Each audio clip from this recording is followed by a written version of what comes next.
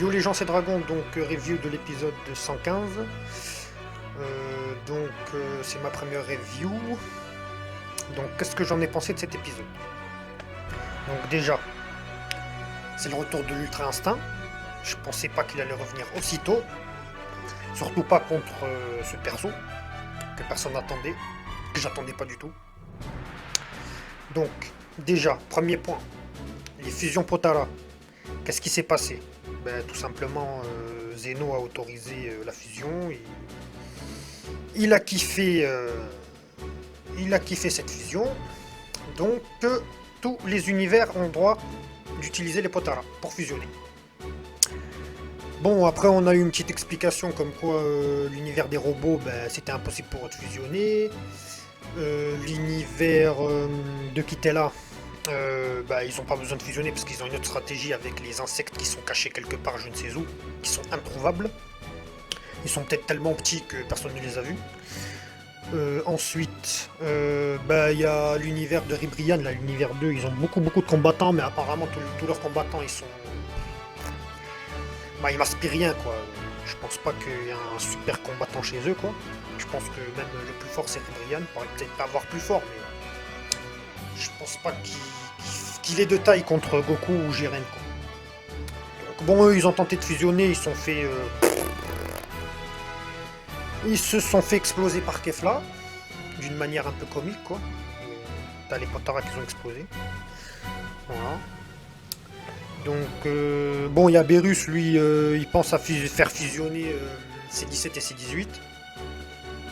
Mais après, oui, s'il lui dit, oulala, fais attention, parce que s'ils fusionnent et qu'ils se font éliminer, on perd deux persos, donc on va pas faire les fous. Surtout que je vois pas l'intérêt de les faire fusionner tous les deux, ils vont pas être surpuissants, quoi. Il vaut mieux faire fusionner Vegeta et... Sangoku et Vegeta, mais bon. À mon avis, ils vont pas fusionner et on verra pas Végétaux. Donc de ce point de vue-là, on sera tranquille. Ensuite, on a Kale qui se transforme en Super Saiyajin. Bon, elle a les cheveux verts, je sais pas pourquoi. Est-ce que c'est un Super Saiyajin 1 ou est-ce que c'est un Super Saiyajin Berserk? On saura pas. Ou on le saura plus tard, je sais pas. Mais en tout cas, c'est très puissant. Parce qu'elle arrive à égaler, voire surpasser le Super Saiyajin Blue de Goku. Même si on nous explique qu'il est très fatigué dû au fait du combat contre Jiren et que tout simplement il a plus d'endurance. Bon, de ce point de vue-là, je peux comprendre.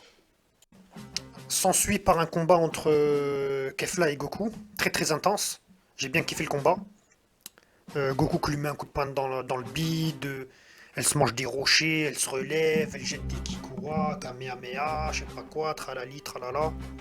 Et ensuite, elle disparaît, elle se retrouve derrière Goku, lui met un gros coup de pied dans la tête et il se retrouve KO. Bizarre. Ouais, je comprends pas depuis quand on met Goku KO comme ça en mettant un coup de pied dans la tête. Mais bon, c'est pas grave. Donc il perd sa transformation, il est KO, tout le monde est en stress. Krillin, tout le temps il est en stress. Je sais pas quand il est pas en stress ce Krillin là. Goku relève-toi, c'est la fin, sors-le, Champa il dit sors-le. Et là vient mon moment préféré, le retour de l'Ultra Instinct. Ah là là, je savais pas qu'elle allait revenir dans cet épisode, dans ces conditions. Mais ça fait plaisir de le revoir, avec une bonne petite musique derrière. Donc elle fait son excité de service, elle lui jette des Kikora. Lui il les esquive très facilement. Et puis, c'est la fin de l'épisode. Donc, qu'est-ce que je peux dire par rapport à l'Ultra Instinct? Déjà que je suis content qu'il soit de retour.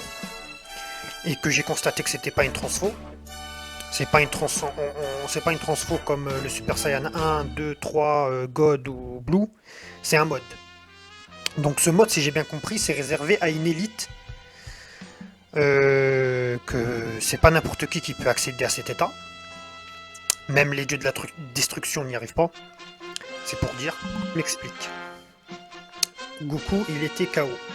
Il a perdu sa transformation en Super Saiyajin Blue. Il avait plus de ki. Plus d'endurance. Plus de force. Il se relève. Juste par sa volonté. Bon, on a l'habitude, mais il se relève. Belle séquence. J'ai bien kiffé. Et là, il se transforme pas, il se met en mode ultra instinct. Mouvement instinctif, plutôt, parce que ultra instinct, c'est une fausse traduction. Mouvement instinctif. Donc, le mouvement instinctif, c'est quoi? C'est quand tu arrives à bouger sans réfléchir. C'est réservé qu'aux experts en arts martiaux. Et Sangoku est un expert en arts martiaux. Bah, depuis le temps qu'il s'entraîne et depuis le temps qu'il combat, il était temps, je dirais. Et puis au moins, on arrête avec toutes les transformations bleu, rouge, violet, multicolore, arc-en-ciel.